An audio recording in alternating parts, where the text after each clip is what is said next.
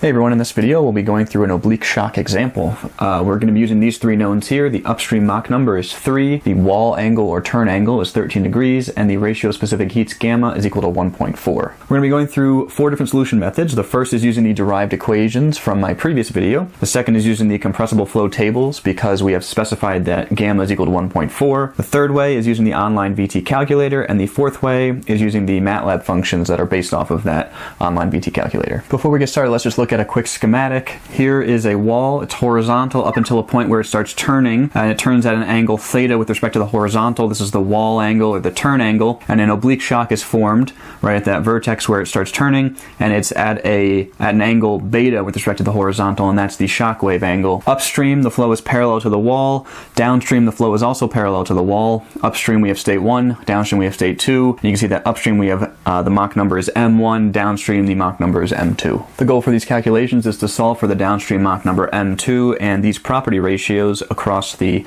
oblique shock, the density ratio, the pressure ratio, the velocity ratio, and the temperature ratio. First, let's go through the solution method using the derived equations. We'll note that we have both m1 and theta, but we need to get beta before we proceed, so we need to use the theta beta m relation, which I've written here.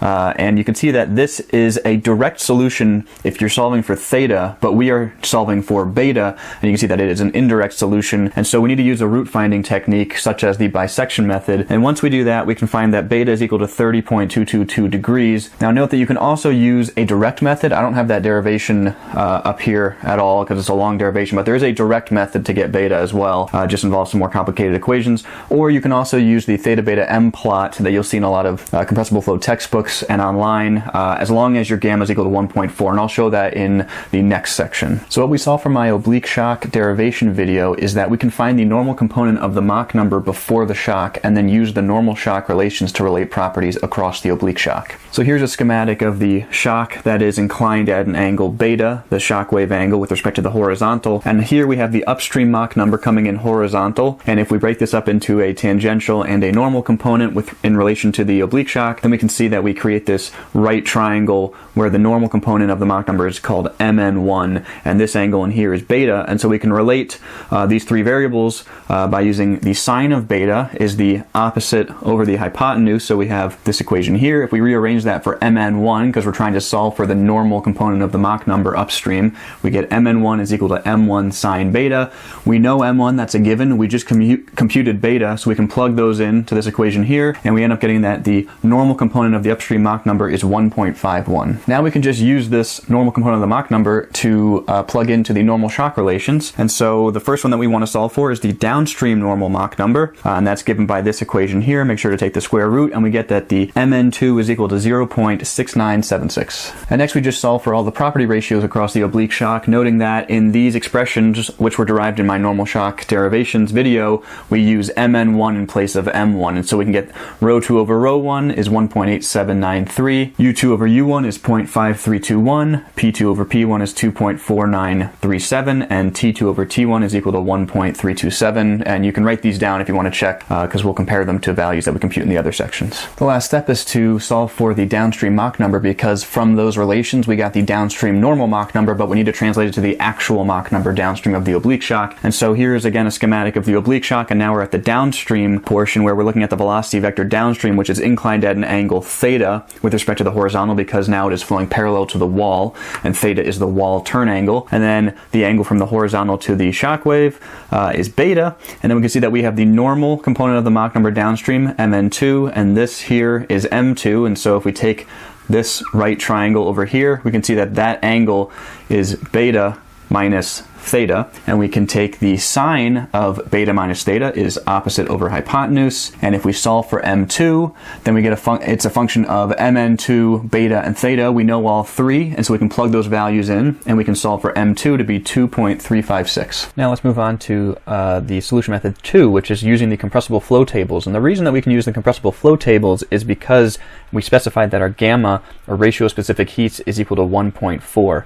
So in my normal shock example video, I used the tables in the back of my Modern Compressible Flow textbook. So this time I'm going to use the NACA report 1135 that you can see here. You can Google NACA 1135 and a PDF will pop up as the first choice, and if you download it, this is what you get. So the first thing that we need to do is we need to find the beta angle, or the shockwave angle. So we can go down to page 42. You can see this chart, and it looks like the chart's kind of cut off over here on the right hand side. And so if you scroll down, you'll see the rest of the chart over here. We only need the top chart in this case, and you can see that this is a chart for the variation of shockwave angle with flow deflection angle for various upstream Mach numbers. Perfect gas, gamma is equal to 7/5, which is 1.4. And so you can see a little schematic down here, and just note here that they say theta is the shockwave angle and delta is the wall angle or turn angle. So you just have to keep that in mind, but they're labeled on the left hand side, so it does say shockwave angle. So we can say that this is beta, and then this down here, deflection angle, is theta. So you can see up here it says M1, and there's all these numbers. These are the upstream Mach number, and so we need to find the Mach number of 3, so that's right here, and we can follow this line down, and we'll keep following the line down. And then let me just scroll this up. I'll put some markers on the screen for this. And we need to find the deflection angle of 13 degrees. And so if we go down here, we can find 13 degrees. Note that these are in increments of half a degree. So 12, and then this is 13. And if we move the mouse up here, up to the correct line, it's this one. You can see that this value right here, if I switch over to this guy, this value at 13 up here, is a little bit above 30, and so we're just going to use the value that we got before from the root finding method of 30.222, but you can see that you can get it from the chart pretty accurately as well. So next we need to find the variation of the properties across the shockwave, and we'll use the tables in this same report. So if you go to page 21, you'll see table 1, subsonic flow. That's not what we want. We want supersonic flow, so if you scroll down a little bit, we get to table 2, supersonic flow, gamma is 7/5. That's what we want. So we look at the Mach number column, and we want the upstream Mach number, not of M1. We don't want M1 is equal to 3. We want MN1, which we had solved for before as 1.51. So we have to go to the next page, and I'm going to scroll down a little bit, and I'm going to keep it just like that. So you can see down here 1.51 for the upstream Mach number. And if you look at these column headers here, we're going to look for M2, P2 over P1, rho 2 over rho 1, T2 over T1. If we go down here, we can see that we get 0.6976 for the downstream normal Mach number, and then 2.493 for P2 over P1, 1.879 for rho 2 over rho 1, and 1.327 for T2 over T1. These are the same as those that we calculated from the equations. Now using this M2, which is actually MN2 of 0.6976, and knowing beta and theta, then we can calculate the actual downstream Mach number M2 using the same equation as before, and we get that M2 is equal to 2.356. Okay, now we're at the VT calculator online. If you Google VT calculator, it's the first link that pops up, and we have these different sections, and we need to go down to oblique shock relations. And so we already have gamma set as 1.4. The upstream Mach number we want to set as 3, and we're going to use the turn angle weak shock, and we're going to set that to 13. Press calculate, and now you can see all of these values pop up. And so we have the downstream Mach number as 2.366. The turn angle is 13 because we input that. The wave angle is 30.222 as we had been using before. And you have the pressure ratio, density ratio, temperature ratio, and along with the normal components of the Mach numbers, and these all check out. Now recall that we've been using the upstream normal Mach number with the normal shock relations, so we should be able to copy this value here, bring it up to the M1 for the normal shock relations, paste it, make sure this is 1.4, press calculate, and look at these values. The pressure ratio, this 2.493, that's the same as this. If we look at rho 1, or rho 2 over rho 1, that's the same as this.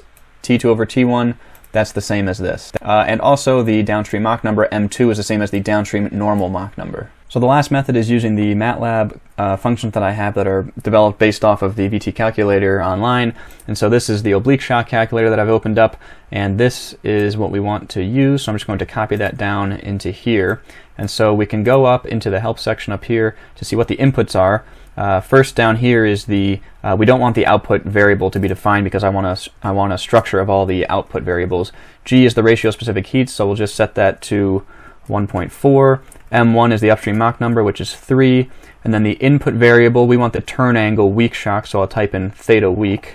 So theta weak, and we know that that is 13 degrees. So I'll type in 13, press enter, and now we get our solution array where we have theta, the shock wave angle beta, the upstream normal Mach number, downstream normal Mach number, downstream actual Mach number, pressure ratio, density ratio, temperature ratio. So as you can see, all these values check out with the ones that we calculated in the other three methods, and that's how we can go through an oblique shock example problem. Thanks for watching.